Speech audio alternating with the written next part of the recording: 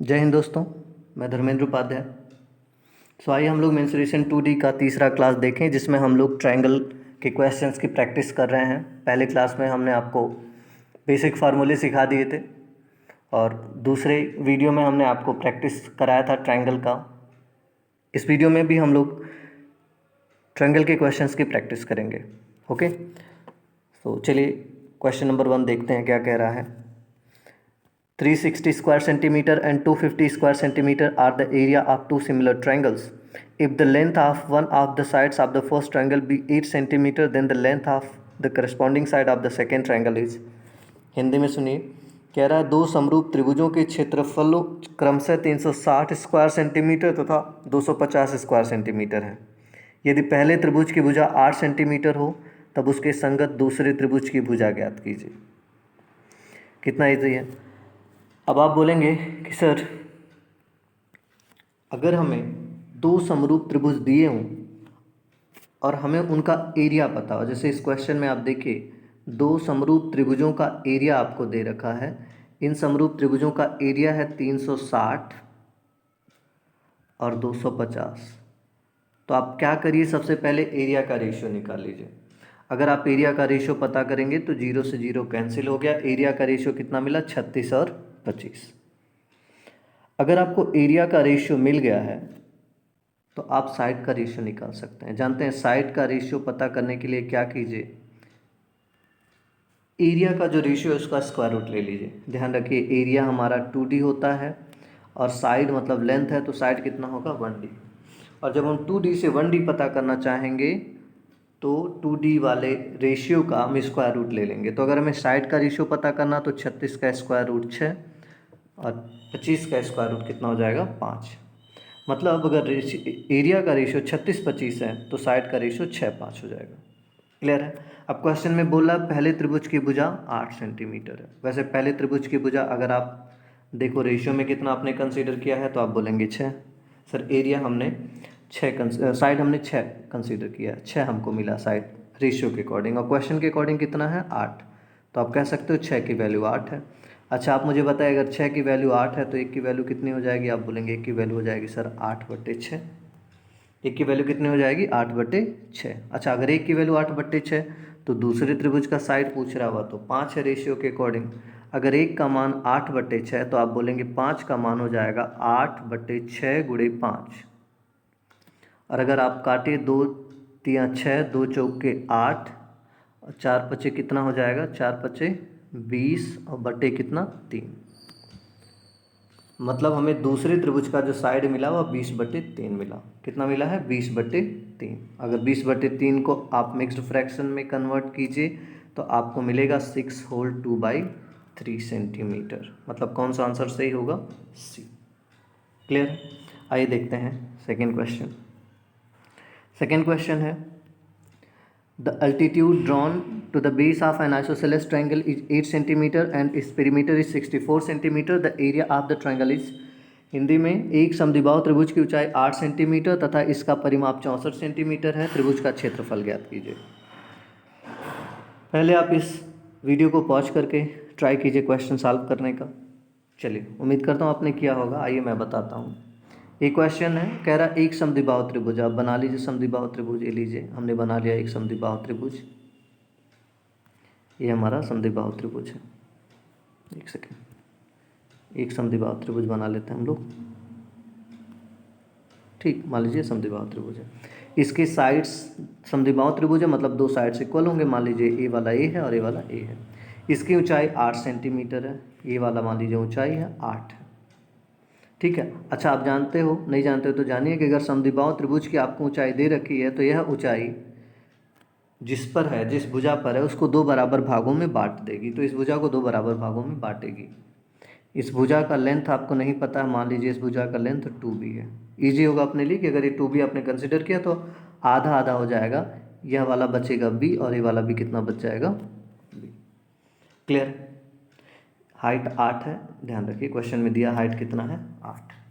जितना समझ पा रहे हैं कि एक समद्विबाहु त्रिभुज हमने बनाया तो समद्विबाहु त्रिभुज का मतलब दो भुजाएं बराबर, तो दो बराबर भुजाएं हमने ए मान लिया। इस पर एक ऊंचाई है 8 सेंटीमीटर की। अगर यह ऊंचाई है समद्विबाहु त्रिभुज की तो सामने वाली भुजा को 2 बराबर भागों में बांट देगी। हमने माना कि टोटल जो इस भुजा की लंबाई है वह 2b है, तो b और b में बट जाएगी। क्लियर। अब इसका परिमाप 64 सेंटीमीटर दिया है, तो चलिए सभी साइड्स को, परिमाप का मतलब सम ऑफ ऑल साइड्स, तो अगर हम सभी साइड्स को ऐड कर लें, सभी साइड्स मतलब a प्लस 2b, ए कितना हो जाएगा 2a और plus 2b, 2a plus 2b equals to कितना दे दिया आपको। आप बोलेंगे सर 2a प्लस 2b की वैल्यू 64 है।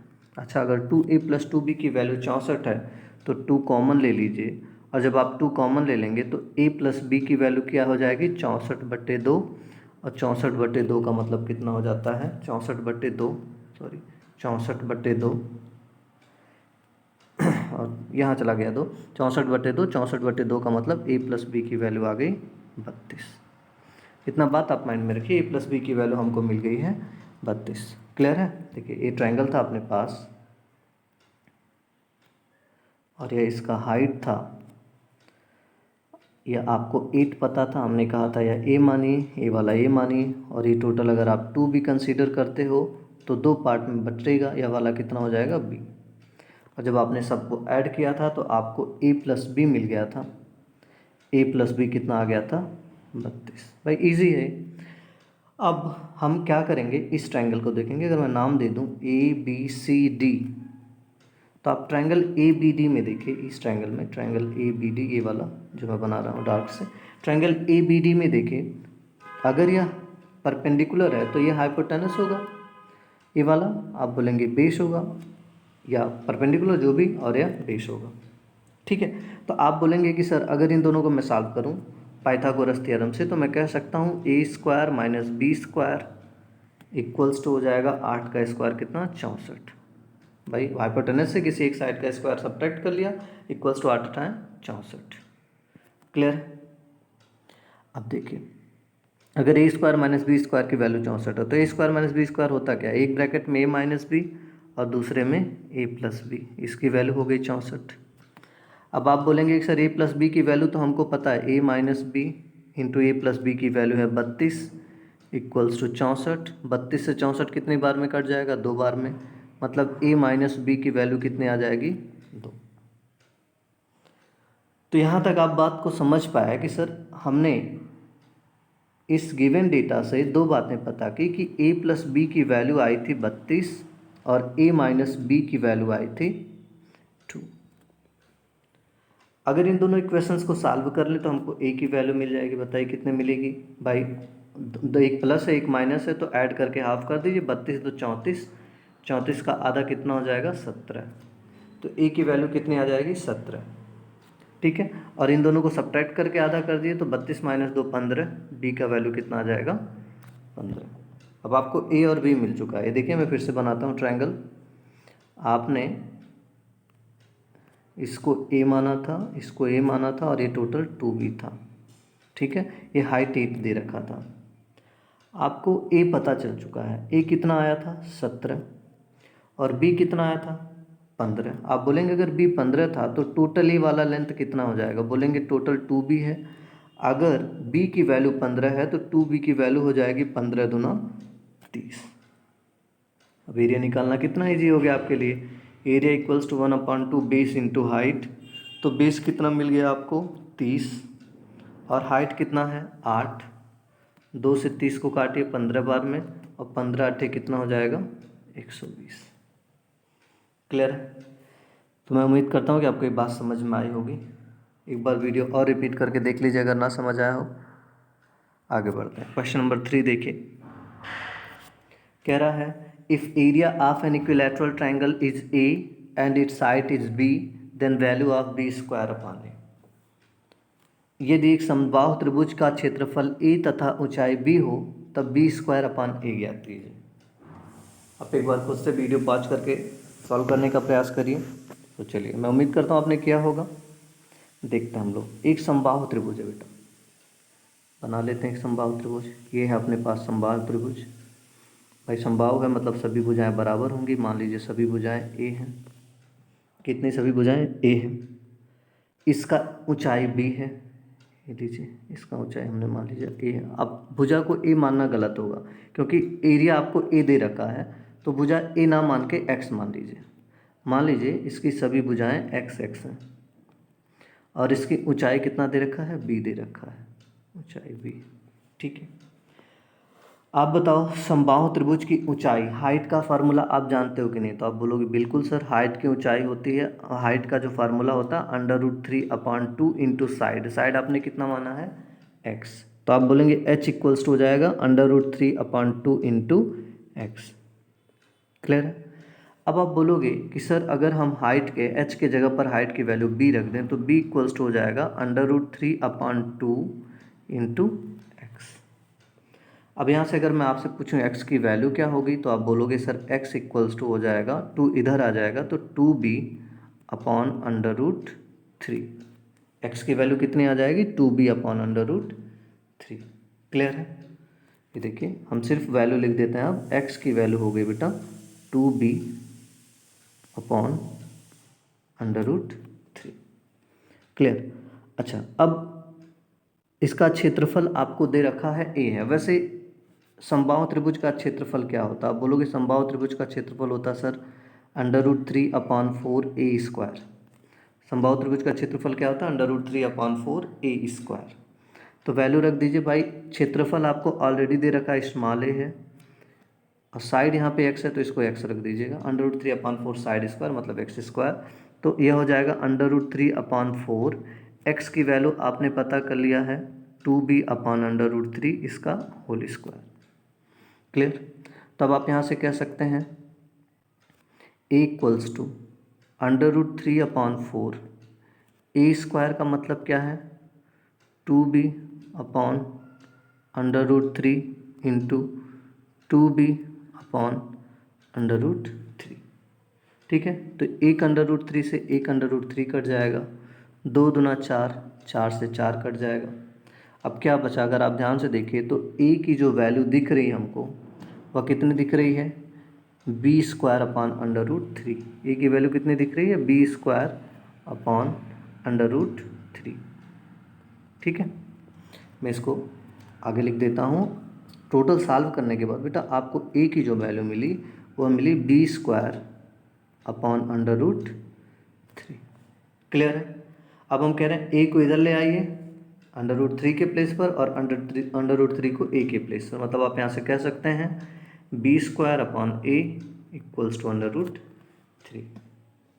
b²/a क्या हो जाएगा, √3। क्लियर? चलिए नेक्स्ट क्वेश्चन देखते हैं। क्वेश्चन नंबर 4 देखिए, ABC is an isosceles right angle triangle with angle B equals to 90 degree. On the sides AC and AB, two equilateral triangles ACD and ABE have been constructed. The ratio of area of triangle ABE and ACD is।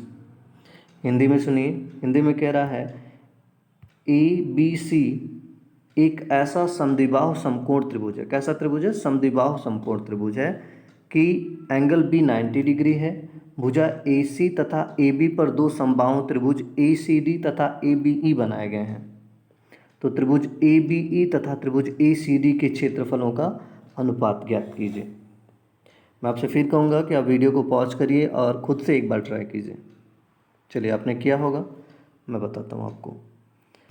ठीक है, देखिए आप कह रहे हो कि आपके पास एक समकोण त्रिभुज है ABC, बना लीजिए ABC एक समकोण त्रिभुज, B समकोण है तो B को यहाँ रख दिया, यहाँ पे A रख दिया, यहाँ पे C रख दिया। फिर बोला भुजा AC तथा AB पर दो समबाहु त्रिभुज ACD तथा ABE हैं। मतलब AC पर जो ट्रायंगल है उसका नाम है ACD। बना लीजिए एक ट्रायंगल ACD, AC मान लीजिए ये D है, तो ये देखिए एक ट्रायंगल बन गया बेटा ACD। और बोला यह जो ट्रायंगल है यह कैसा ट्रायंगल है, समबाहु है, समबाहु त्रिभुज ACD। और एक समबाहु त्रिभुज ABE भी बनाया गया है भुजा AB पर। तो AB पर एक समबाहु त्रिभुज बना लीजिए ABE। देखिए E पॉइंट बनाएंगे तो ABE बन गया, ABE। क्लियर है? ये दो त्रिभुज बन गए। अब इन दोनों त्रिभुजों के क्षेत्रफलों का अनुपात आपसे कह रहा है कितना होगा। क्लियर?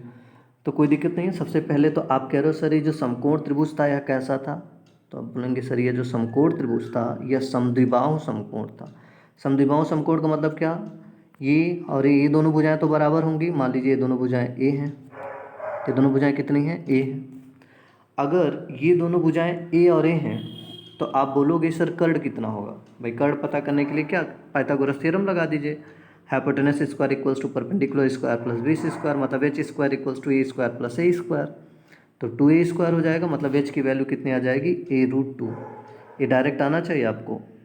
हाइपोटेनस कितना हो जाएगा, a√2। वैसे भी जब आइसोसेलेस ट्रायंगल है तो आप जानते हैं a और a√2 ही होता है। क्लियर? इसका हाइट आपको मिल गया है, हाइपोटेनस मिल गया a√2। अच्छा आप बताइए, अगर ट्रायंगल ABE समबाहु त्रिभुज है, मतलब AB BE और AE तीनों इक्वल होंगे, होंगे कि नहीं? आप बोलोगे बिल्कुल होंगे सर। AB BE और AE ये तीनों क्या होंगे, इक्वल होंगे। अच्छा अगर ये तीनों इक्वल होंगे, एक साइड आपको पता है A है तो ये वाला भी कितना होगा, A होगा। ये वाला कितना होगा, ये भी A होगा। इसी तरीके से इसमें अगर आप देखिए, ये वाला साइड अगर a√2 है तो ये वाला साइड भी कितना होगा, बोलेंगे ये भी a√2 होगा। और ये वाला साइड कितना होगा, बोलेंगे ये वाला साइड भी a√2 होगा। क्लियर है, a√2 होगा। अब इन दोनों ट्रायंगल्स का रेशियो आपसे पूछ रहा, तो आप इजीली बता पाएंगे कि सर ट्रायंगल ABE का एरिया अगर आप देखिए, ट्रायंगल ABE ये वाला, तो इसका साइड A है और ये समबाहु त्रिभुज है, तो समबाहु त्रिभुज का क्षेत्रफल क्या होता है बताइए। समबाहु त्रिभुज का क्षेत्रफल होता है बेटा √3/4 a²। क्या होता है, √3/4 a²। तो लिख दीजिए ABE का एरिया हो गया √3/4 a² इस टू ट्रायंगल ACD का एरिया बताइए, इसका साइड a√2 है तो इसका ए भी समबाहु ही है, तो √3/4 a मतलब साइड का स्क्वायर, तो साइड a√2 है, a√2 का स्क्वायर कर दीजिए, तो a का स्क्वायर a² √2 का स्क्वायर कितना हो जाएगा 2। ठीक, तो √3/4 a² √3/4 a² कैंसिल हो गया, यहाँ कितना बचा 1 और यहाँ पे कितना बचा 2, तो हमारा आंसर क्या आ गया 1:2। मतलब इस क्वेश्चन का ऑप्शन सी करेक्ट है, 1:2। क्लियर? आइए देखते हैं last question. ABC is an equilateral triangle of side 2 centimeters with ABC as center and radius 1 centimeter. 3 arcs are drawn. The area of the region within the triangle bounded by the 3 arcs. Hindi में पढ़ देता हूँ। ABC एक समबाहु त्रिभुज है, समबाहु मतलब सभी भुजाएं बराबर हैं, जिसकी भुजाएं 2 सेंटीमीटर, अच्छा सारी भुजाएं 2 2 दिया है। ABC को केंद्र मानकर 1 सेंटीमीटर त्रिज्या का चाप खींचा गया। त्रिभुज के अंदर तीनों चापों से घिरे भाग का क्षेत्रफल क्या होगा। फिर मैं आपसे कहूँगा कि एक बार वीडियो पॉज करिए और खुद ट्राई कीजिए। चलिए आपने क्या होगा, आइए देखते हैं हम लोग। एक ट्रायंगल ABC है बेटा जो समबाहु है, बना दीजिए समबाहु त्रिभुज ABC बना लिया हमने, और इसकी प्रत्येक भुजा 2 2 सेंटीमीटर है, माइंड में रखिए 2 2 सेंटीमीटर है। फिर बोला है तीनों को ABC तीनों को केंद्र मानकर 1 सेंटीमीटर त्रिज्या का चाप खींचा जाता है। मान लीजिए कि मैं A को केंद्र मानकर एक चाप बना रहा हूँ। ये टोटल साइड कितनी है, बोलेंगे 2 सेंटीमीटर, तो 1 का मतलब आधे पर कहीं आएगा। मान लीजिए कंपास यहाँ लिया, ऐसे ड्रॉ किया तो इस तरीके से कुछ बनेगा। अब इस बार मैं B को केंद्र मान रहा हूँ, ये वाला डिस्टेंस लेंगे तो यहाँ कहीं आ जाएगा। ऐसे C को केंद्र मानकर अगर मैं आर्क बनाऊँ तो यहाँ आ जाएगा इस तरीके से।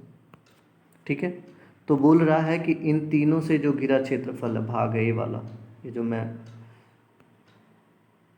शेडेड कर रहा हूँ, ये शेडेड तीनों से जो घिरा भाग है उसका क्षेत्रफल क्या होगा। तो आप बोलेंगे सर अगर इसका क्षेत्रफल आपको पता करना है, इसका क्षेत्रफल ये वाला, ये मैंने कर दिया शेडेड, इसका क्षेत्रफल आपको पता करना। ठीक है, तो आप बोलेंगे इजी है, इसका क्षेत्रफल इजीली हम पता कर पाएंगे, कितना होगा आइए देखते हैं। आप बोलोगे कि सर एक ट्रायंगल का एक अर्क यह है, इसका रेडियस 1 सेंटीमीटर, इसका भी रेडियस 1, इसका भी रेडियस 1, सबका रेडियस 1 1 है। अगर हमारे पास समबाहु त्रिभुज है तो हर एक वर्टेक्स पर कोण कितने डिग्री का होगा? 60 डिग्री का। कितने डिग्री का? 60 डिग्री का। तो बोलेंगे 60 यहाँ पर है, 60 यहाँ पर है, 60 यहाँ पर है, तो टोटल कितना कोण बनेगा? बोलेंगे त्रिभुज के तीनों कोणों का योग कितना होता है? 180 डिग्री। मतलब अक्ष जो भी कोण बनाएंगे टोटल तीनों शीर्षों पर मिला के 180 डिग्री का कोण बनाएंगे। अच्छा, जब 360 डिग्री का कोण बना लेते हैं अक्ष मिल के, अगर सेम रेडियस के अक्ष हों मिल के 360 डिग्री का कोण बनाते हैं तो कहते हैं पूरा सर्कल है। पूरा सर्कल का एरिया कितना होता है? पाई आर स्क्वायर। 360 डिग्री पर एरिया कितना होता है? पाई आर स्क्वायर। तो 180 पर कितना होगा? बोलेंगे 180 तो 360 का आधा है। चेक कर लीजिए भाई, 180 में 360 से भाग देंगे तो 180 360 का क्या होगा? आधा होगा। मतलब मैं यहाँ से कह सकता हूँ कि 180 360 का आधा है। अगर 180 360 का आधा है, अगर 180 360 का आधा है तो आप बोलेंगे एरिया भी आधा होगा। एरिया कितना हो जाएगा बेटा? आधा हो जाएगा। तो आप एरिया पता कर लीजिए कितना होगा। आप बोलेंगे सर अगर हमको इसका एरिया पता करना है हाफ ट्रायंगल का, तो हम बोल देंगे हो जाएगा हाफ पाई आर स्क्वायर। क्या हो जाएगा? Half pi r square. Half pi r square. ठीक है। ये जो अक्ष हैं इनके द्वारा जो क्षेत्रफल बन रहा है उसकी बात कर रहा हूँ मैं। ये वाला और ये वाला, ये क्षेत्रफल की बात कर रहा हूँ। हाफ पाई आर स्क्वायर का मतलब क्या हो जाएगा? 1/2 पाई, और आर की वैल्यू है 1, तो 1 का स्क्वायर 1 ही होगा। मतलब ये जो एरिया है जो मैं अभी ऐसे कर रहा हूँ लाइनिंग, ये एरिया आपको मिल गया पाई/2। एरिया कितना मिल गया? पाई/2। लेकिन आपको एरिया नहीं पता करना, आप तो जो मैंने डार्क किया है शेडेड वो पता करना। तो बोलेंगे कि सर अगर मैं पूरे ट्रायंगल के एरिया से लाइनिंग वाला एरिया सब्ट्रैक्ट कर दूं तो मुझे डार्क वाला एरिया पता चल जाएगा। अब आप मुझे बताइए पूरे ट्रायंगल का एरिया कितना होगा? बोलेंगे पूरे ट्रायंगल का एरिया अगर पता करना है तो साइड देख लीजिए कितना है? 2 है। साइड अगर 2 है तो एरिया क्या हो जाता है? आप बोलेंगे √3/4 a²। ए मतलब 2 है, 2 का स्क्वायर हो जाएगा 4, 4 से 4 कट जाएगा तो ट्रायंगल का एरिया कितना आ जाएगा? √3। ट्रायंगल का एरिया आ गया √3। और अर्क का एरिया आप कितना पा चुके थे? पाई/2। अर्क का एरिया है पाई/2 और ट्रायंगल का एरिया √3। तो हमने कहा अगर पूरे ट्रायंगल के एरिया से ये अर्क के एरिया को सब्ट्रैक्ट कर दीजिए तो सैडर्ड रीजन का एरिया आ जाएगा। क्लियर है? तो अर्क का एरिया, ट्रायंगल का एरिया आपको मिला √3 और अर्क का एरिया मिल गया पाई/2। तो मैंने √3 से पाई/2 सब्ट्रैक्ट कर दिया तो सैडर्ड रीजन का एरिया आ गया √3 - पाई/2। ये देखें √3 - पाई/2, मतलब ऑप्शन सी करेक्ट है। क्लियर? तो चलिए आज यहीं पर फिनिश करते हैं। नेक्स्ट क्लास में देखेंगे कुछ और क्वेश्चंस की प्रैक्टिस। ठीक है फिर, थैंक यू।